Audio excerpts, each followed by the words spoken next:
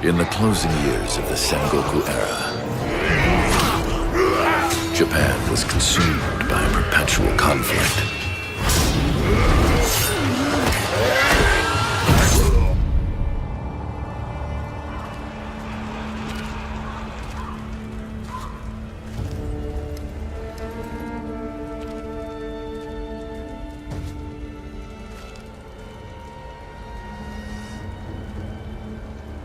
What's the matter, Stray? Nothing left to lose? Well, would you look at that? Will you join me, starving wolf? That day, I pulled you from the battlefield. I had no idea what you'd become.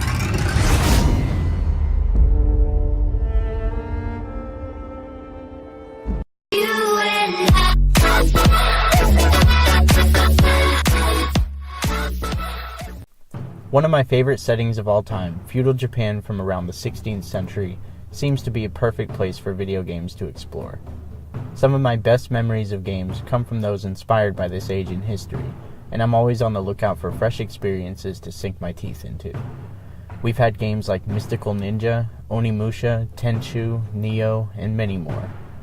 The newest in this realm of gaming comes from an unexpected team, and from what we've seen so far, it's shaping up to be one of the greats.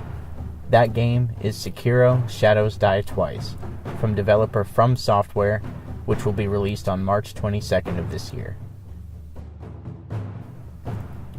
FromSoftware is a very well-known company, and if you haven't heard the name, you've definitely heard of their games.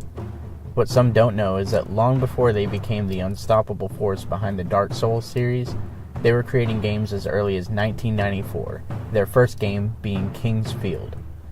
They later created the first Armored Core game back in 1997, which is a series that had a new entry as recently as 2013. Either way, most people love FromSoftware for the Souls series and Bloodborne, which have jump-started an entirely new genre, and they facilitated an explosion of similar games with similar styles. Their formula for intensely difficult but rewarding gameplay has really helped to shape the modern industry, with many other developers taking inspiration from their games. That brings us to the newest game in their arsenal, and the first of its name, Sekiro Shados Die Twice. When we first saw the teaser trailer at the Game Awards 2017, the crowd was unanimously taken aback when FromSoftware's name popped up towards the end. We knew they were working on a new IP, but nobody knew exactly what that would entail. Sekiro has so far been welcomed with open arms, however, with online communities such as Reddit picking apart even the most obscure screenshots, because they simply cannot wait to get their hands on it. We've already seen a ton of fan art and theories about the game and how it will play out, but in just a few short days, we'll all get to experience it for ourselves and see what groundbreaking ideas FromSoftware has come up with this time. Sekiro Shados Die Twice is hard to put into words, at least from what we've seen so far. They've dialed back the Dark Souls aspect of the work, so fans of that series may be a tad disappointed to know it will not focus on the relentless difficulty Dark Souls is known for. That being said, and looking through the gameplay of Sekiro, there are definitely points of the game that were inspired by or pulled directly from Dark Souls. However, there will be no multiplayer elements, nor will there be the usual RPG mechanics, such as character creation or equipment upgrades. Instead, the game will focus almost exclusively on stealth and finding each enemy's weak point so you can go in for a kill.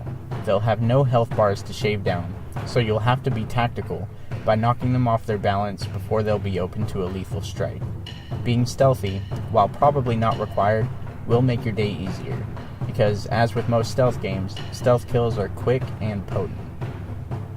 To get around, you'll be on the lookout for equipment and tools that make exploration and mobility easier, such as torches and a grappling hook.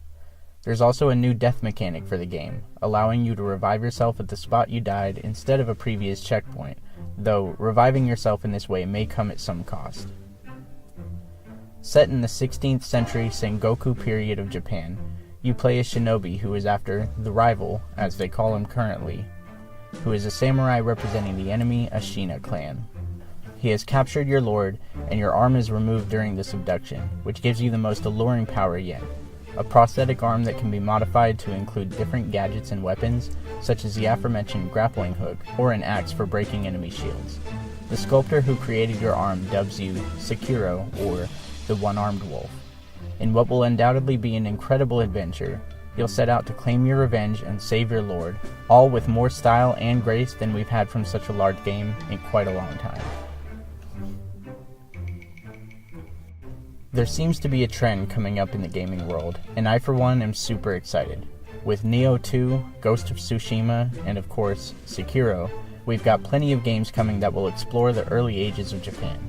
Each one seems to already have their own unique characteristics that will stand them apart, and Sekiro is the first to arrive, so it'll surely have a chance to capture our hearts. Honestly, I'm not personally the biggest fan of the Souls series, so when I saw this neat-looking game was a FromSoftware title, I wasn't really sold. However, after seeing the community gather behind it and all of the videos and sneak peeks that have been dangled in front of our face by publisher Activision, I have to admit that I will likely be one of the first ones on the scene to pick up my pre-order the night of its release. There is unlimited potential here that I think few developers could tap into as well as From can, and the aesthetic this game boasts has me drawn in every time it pops up in one of my news feeds. There's also a super cool collector's edition with a full-size map and Sekiro figurine that I just might have to spring for. Either way, this game will definitely be the highlight of my month. Sekiro will most likely be a contender for Game of the Year, and for good reason. With Bloodborne's absolute success, FromSoftware has already proven they can make a new, standalone IP that can hold its own. Let us know your thoughts on it, because we're as excited as anyone to jump into the latest rumors surrounding the game before its release. And remember, Gamers Among Us is more than just a few video series on YouTube. We're a growing community that wants you to join in, and we appreciate any and all feedback. We're always looking for new talent to help us, so if you want to submit your own ideas or content, reach out. We've got a Discord you can join, and most recently, we've set up a Patreon with some great reward tiers that you can sign up for, all the while helping GAU become something great that you can be a part of. Check out our links in the description for more info. This is Calamity Code with GAU, and thank you so much for watching. You and I.